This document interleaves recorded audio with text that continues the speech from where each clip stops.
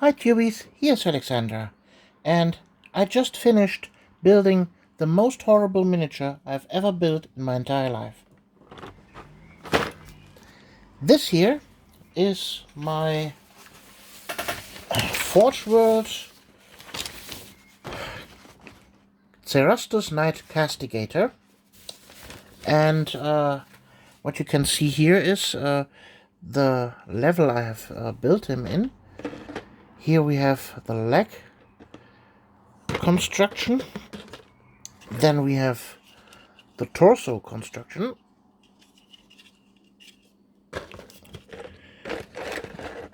and this belongs to the torso here.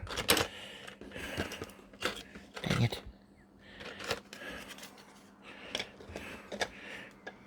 There we go. Then we have the weapon arm with a sword. And here we have the weapon arm with the ammo belt and the twin-linked super heavy bolter gun. And the rest are armor panels and, of course, the head. So, what is so horrible about this miniature in particular? Well, let me tell you. Let's start with the instructions. So, you get, as your instruction manual, 3 pages that are double-sided, and front page is a list of parts.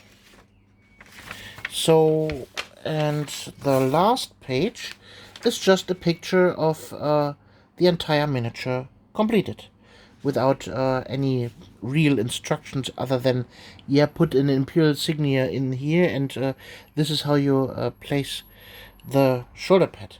That means from the 6 pages, 2 pages are useless. And the last 4 pages look like this. And you need a master's degree in engineering to really assess all the instructions, because you don't see, for example, here the foot construction consists of 1, 2, 3, 4, 5, 6 parts, and there's no instruction how to assemble them. It's just a picture of it already constructed.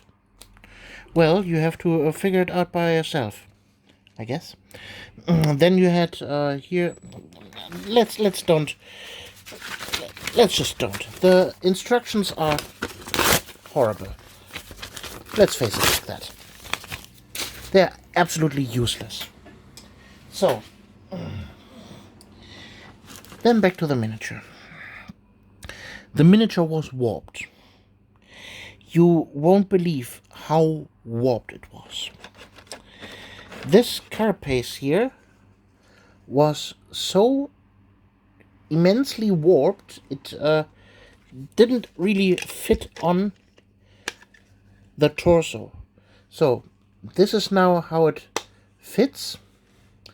But when I first tried to assemble it, this point here was around here. So it's still, if you look closely, it's still a little bit wonky.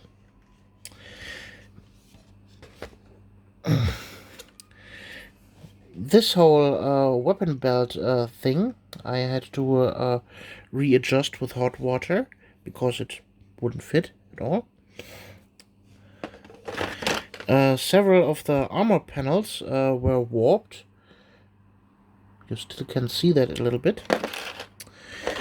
The sword was bent, for example, like here, so it had a really nice curve in it, something like that. And it's still a little bit bent, even after hot water treatment. I still have to do it a second time. Yeah.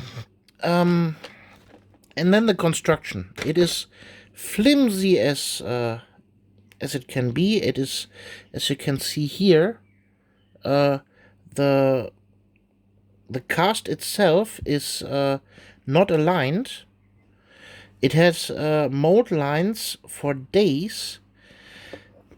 It is, strictly speaking, almost impossible to build this thing. You won't believe when I tell you how long I worked on this. I had this model for 5 years now, and I'm working on and off again on this thing for years now. So I would say in total I have spent about 10 hours on building this thing. Clipping out the parts that come in these nice handy dandy bags. You just get an assortment of parts and that's it. That's Forge World for you. So you had gauges on them that were as big as the parts themselves. So for example, here this thing had resin gauges that were thick as my thumb, that were attached to the miniature, and you had to cut them off with a saw and then clean them. Here you can still see some cleaning lines and stuff. It was the worst experience I've ever had. So I would never buy this miniature again. You could offer me money to build this thing. Here, the parts wouldn't even fit. Here, the some leg parts here were too big to fit in there. Some were too small. It's horrible. It's really horrible. Well, at least I got them now into a paintable stage.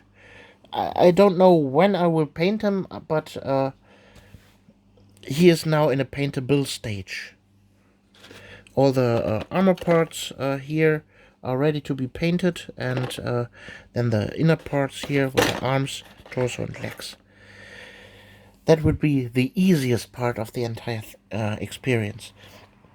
As you might have noticed here, the normal Cerastus Knight does not come with here armor panels for these legs.